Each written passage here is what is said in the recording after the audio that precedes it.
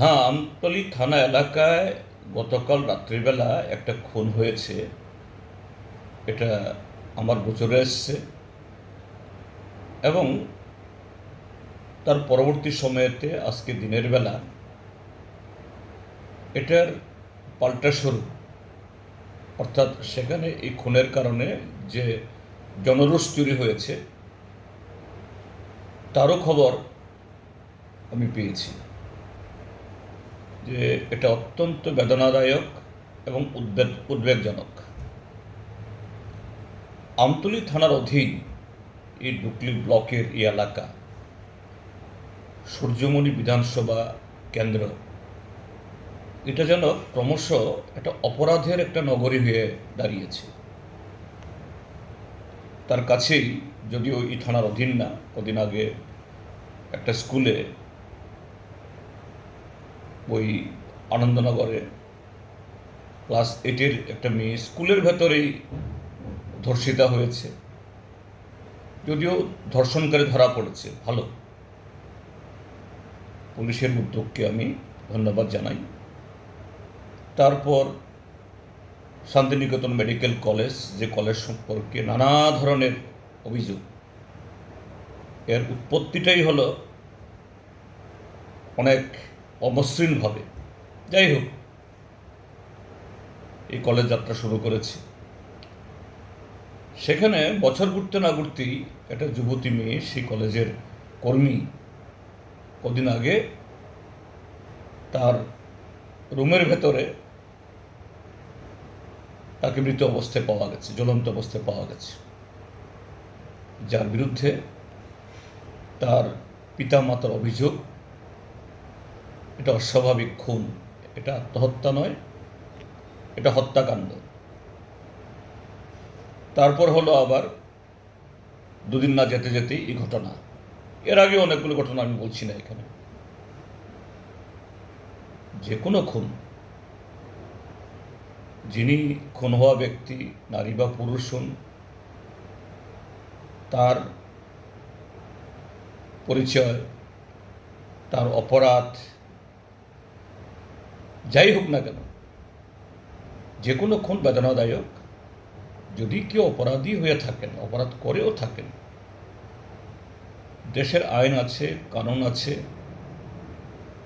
তার হাত ধরেই যে অন্যায়কারী, তার শাস্তির বিধান বা সমস্যার সমাধান হওয়া উচিত।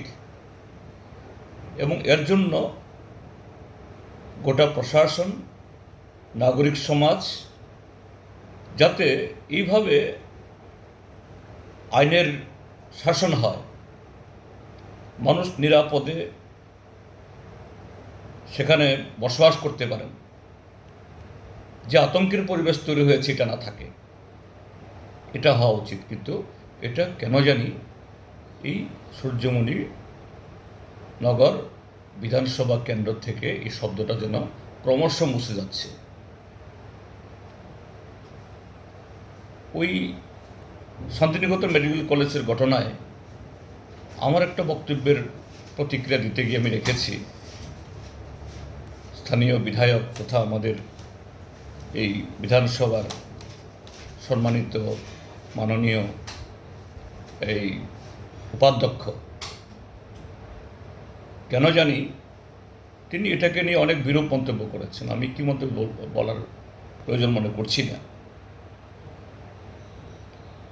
যে এটা আত্মহত্যাকে কেন আমি খুন হয়েছে বলে বলছি। আমি সেই খুন তো আমার দেখার কথা না, জানার কথা না।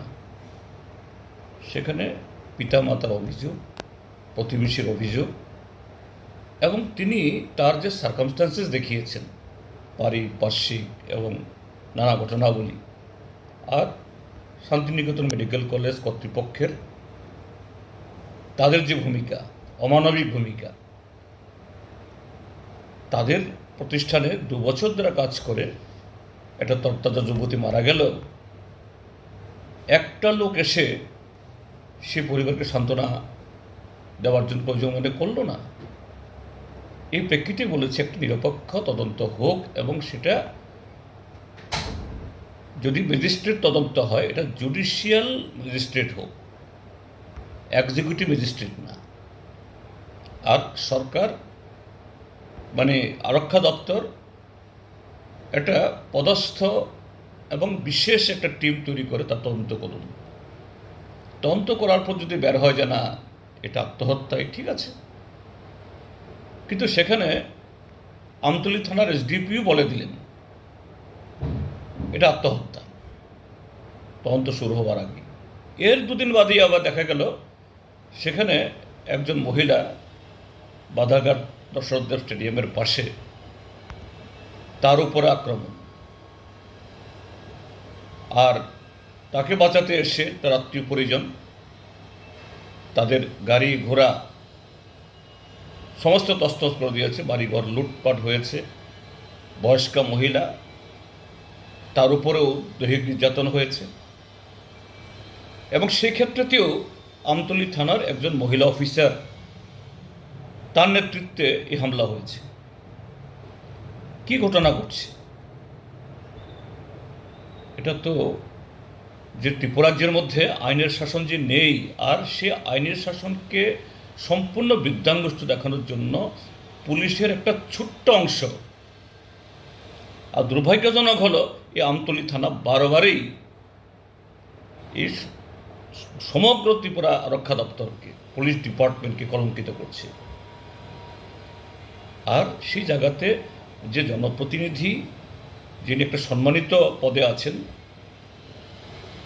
তিনি এই জায়গায় নিরপেক্ষভাবে এবং এই সমস্ত ঘটনা যাতে না ঘটতে পারে এই ক্ষেত্রে ভূমিকা নেওয়ার পরিবর্তে সেখানে উল্টো মানুষকে নানা রকমভাবে বাধ্য করাচ্ছেন নিজেদের ইচ্ছার বিরুদ্ধে তার বক্তব্যকে মান্যতা দেওয়ার জন্য, সেখানে শো অফ করতে, অর্থাৎ সেরকম প্রদর্শন করতে। এটাই হলো এই জাতীয় অপরাধের মূল কারণ। যাই হোক, আমি দেখেছি আজকে বিকালবেলা এই খুনি গ্রেপ্তার হয়েছে, তার বিচারও হবে। কিন্তু এও বলবো যে খুন করেছে সে নিশ্চয় অপরাধী, তার শাস্তি হোক। এই জন্য তার পরিবারের নির্দোষ লোকেদের উপর যেন অযথা এরকম কোনো ধরনের এই আক্রমণ নেমে না আসে এবং শান্তিপূর্ণভাবে সবাই বসবাস করতে পারে, সেদিক থেকে সরকার প্রশাসন, বিশেষ করে পুলিশ, তার ভূমিকা নেবেন। আর সেখানকার যে কিছু পুলিশ অফিসার, এটা পরিষ্কার তারা ব্যর্থ এবং এই সমস্ত ঘটনার সাথে কোনো না কোনোভাবে তারা যুক্ত হয়ে যাচ্ছেন। তাদেরকে এখান থেকে সরিয়ে দিয়ে ভালো পুলিশ অফিসার, ফ্রেশ, এবং সেখানকার জনপ্রতিনিধি তিনিও যেন সেরকমভাবে ওনার এলাকা, এটা এই এলাকা যদি ক্ষতিগ্রস্ত হয়, ওনারই ক্ষতিগ্রস্ত হবে, ওনার সুনাম নষ্ট হবে, তিনি এক্ষেত্রে সচেষ্ট হবেন, এটা আমি আশা করছি।